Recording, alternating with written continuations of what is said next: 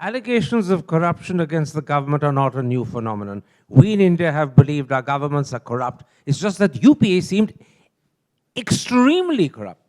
And the problem was that the corruption allegations arose out of two specific set of allegations, 2G and Colgate, where you were accused of selling cheaply, and as a result, the exchequer suffered a whopping loss. Now, in your book, and I'm paraphrasing you, you make crystal clear that you had a brilliant defense, a convincing defense. You say, selling cheaply would stimulate the growth of telecom, which would lead to faster GDP growth, and that in turn would lead to additional revenue, which could be used for development purposes. Now, that is actually a convincing defense. It's not just a credible one. Why were you unable to convince the country that you were doing the right thing?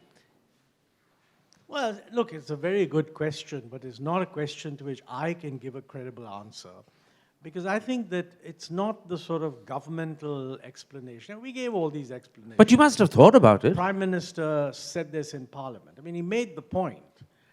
I would say two things. One, the CAG, the Controller and Auditor General, sort of stole the headline by mentioning in the 2G case a horrendously big number, 1.76 lakh crores, as the revenue lost. Somehow, people got the impression that somebody must have carried this amount away in bagfuls in their cars and Innovas and so on. I mean, all he was saying was that compared to the price people paid, he thought that a fair price in the market would be this 1.76 lakh crores. Incidentally, this was not based on any current price.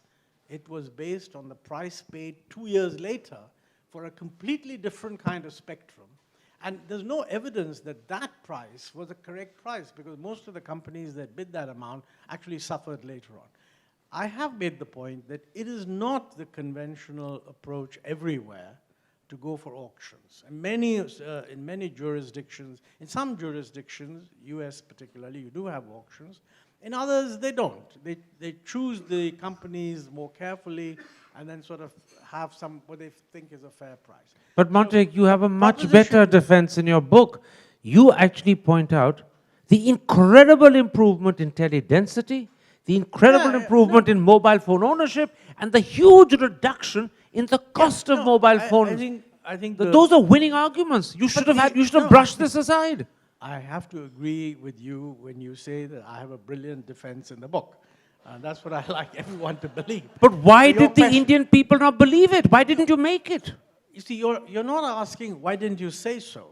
You're asking, why didn't people believe us? No, I'm asking two things. Why didn't you say so sufficiently and repeatedly? It was only said once by the PM in Parliament and once by Kapil Sibal, and never again.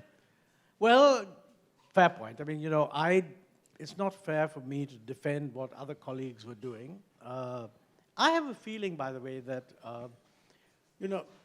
Prime Minister Manmohan Singh is a great believer in parliamentary practice.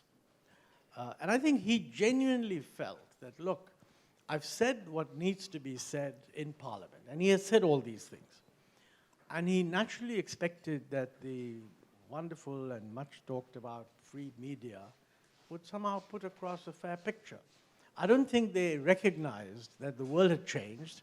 In a world of Twitter and Instagram and whatever, social media, if you're not joining issue through these instruments, along with those who are keen to show that you're at fault, people are not going to listen to you. And I think that also means, doesn't it, that from the very top downwards, you didn't know as a government how to handle the media. You didn't know how to project a message. You didn't know how to make sure the media repeats it. And you had a credible defense, which you made once, which it wasn't heard, and then you never made again. So there's a sense in which your inability to handle the media is responsible for the fact that you crashed out with people convinced you were corrupt. No, and I completely agree with that. And in fact, I've said in the book that it was badly handled. And I've also said that, it was in a way a reflection of a style which made some sense in a certain context, but had become completely irrelevant. And in a way, both the government and the party should have actually been much more active using new mechanisms for connecting with people. And they didn't.